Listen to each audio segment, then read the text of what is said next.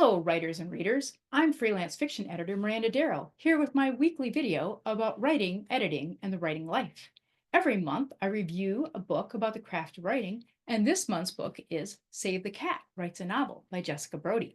In Save the Cat Writes a Novel, Jessica Brody carries over Blake Snyder's Save the Cat concept that was written for screenwriting and translates it to novels.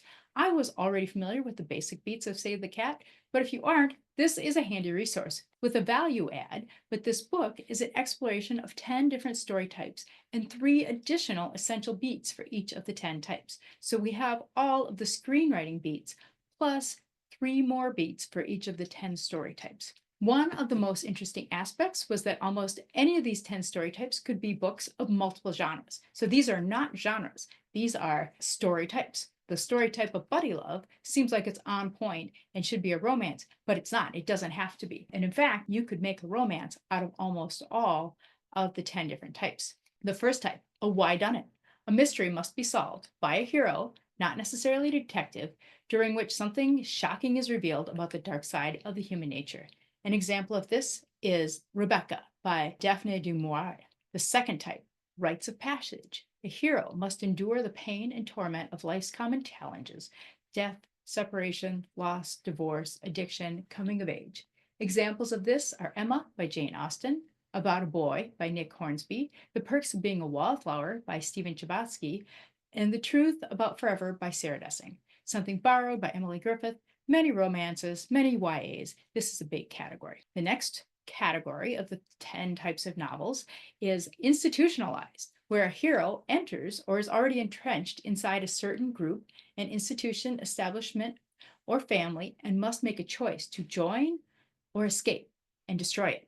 Some examples: Little Women by Louisa May Alcott, The Outsiders by S.E. Hinton, The Joy Luck Club by Amy Tan, The Sisterhood of the Traveling Pants by Anne Brasheries. Our next story type in Save the Cat Writes a Novel is superhero. An extraordinary hero finds themselves in an ordinary world and must come to terms with being special or destined for greatness. This does not mean superpowers. This just means that they are the chosen, an exceptional person. Examples include City of Bones by Cassandra Clare, Mockingjay by Suzanne Collins, in which Katniss was a human. She didn't have any superpowers, but she became a legendary figure in Mockingjay. Another example is Legend by Marie Lu, Shadow and Bones by Leah Bardugo, and Cinder by Marissa Meyer. The next category is called, and I love this title, Dude with a Problem. An innocent, ordinary hero suddenly finds themselves in the midst of extraordinary circumstances and must rise to the challenge. An example for this is the first Hunger Games book by Suzanne Collins, or The Fifth Wave by Rick Yancey, or Illuminae by Amy Kaufman and Jay Kristoff. The next category in the 10 different categories of Save the Cat Writes a Novel is the Fool Triumphant. An underestimated hero is pitted against some kind of establishment and must prove a hidden worth to society. Examples include Jane Eyre by Charlotte Bronte, Bridget Jones' Diary by Helen Fielding, The Princess Diaries by Meg Cabot, Dumpling by Julie Murphy. Our next category is buddy love.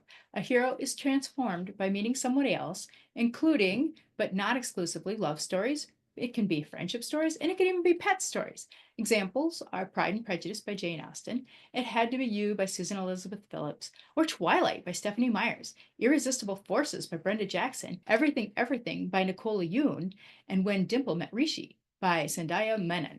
Our next category is Out of the Bottle. An ordinary hero is temporarily touched by magic, often involving a wish fulfilled or a curse bestowed, and the hero learns an important lesson about appreciating and making the most of reality. Examples of this include Landline by Rainbow Rowell and Airhead by Meg Cabot. Our next category is called Golden Fleece. A hero or group of heroes goes on a road trip, or it could be some type of metaphorical searching for one thing, and winds up discovering something else completely. It's themselves. Examples of this include The Selection by Kiera Cass, Amy and Roger's Epic Detour by Morgan Maston, and Six of Crows by Leah Bardugo. The next category, this is the final category, is Monster in the House. A hero or group must overcome some kind of monster, supernatural or not, in some kind of enclosed setting or limited circumstance, and someone is usually responsible for bringing the monster into being. Examples of this are Sweet by Emmy Leyburn. There are a lot of examples of that. I just don't read a ton of those types of stories. These are the 10 types, and they're interesting. And for each one, Brody lists 3 unique beats in that book that should be featured in that story. So it's definitely worth getting if you can identify your story as being one of those. I won't spoil the whole book, so check it out if you want to find the unique beats for each type. She gives beat sheets for each types and use examples, which breaks them all down.